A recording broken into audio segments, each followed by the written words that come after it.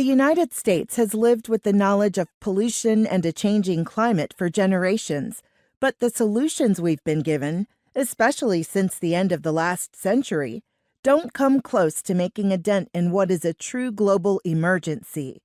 Recycle. Cut the plastic rings from your soda cans. Line dry your laundry. While these are all things you should try to do, they tend to feel minor and divorced from the day-to-day reality of rising seas and forest fires. There's an uncomfortable gap between the enormity of the problem and the perception of what the average person can do about it. For just as long as we've known about the threats to our planet, major polluters have worked overtime to convince the average person that when it comes to the climate crisis, nothing can be done, nothing should be done, or all this is your fault because you took that road trip last summer and don't thoroughly wash your recyclables. While it's true that individuals have an important role to play in reducing our global carbon footprint, and thus our overall climate risk, that responsibility is even greater for corporations, utility providers, and all levels of government.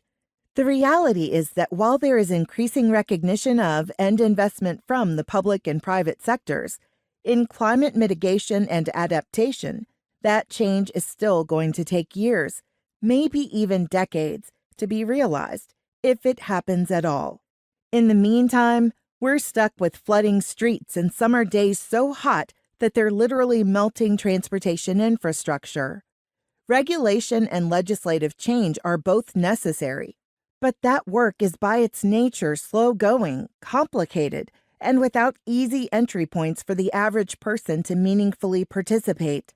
And even if we were able to successfully enact sweeping regulation to stop all emissions this very minute, a century of ever-rising greenhouse gas emissions has locked our planet into a certain level of screwed that we must adapt to if we want to save lives and ensure that everyone has the opportunity to live in healthy and safe spaces. I write this book as someone who is concerned about a livable future. I also write as a longtime resident of environmental justice communities, a former teacher, and a current climate adaptation and land use professional, working to improve the resilience of places threatened by the climate crisis.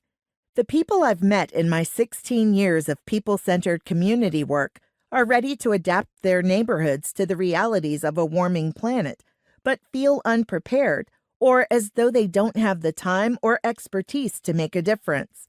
We've all got rent to make, bills to pay, and laundry to do, and not all of us can or want to make a living battling the climate crisis. We can, though, take a few quick and simple steps toward making a meaningful difference.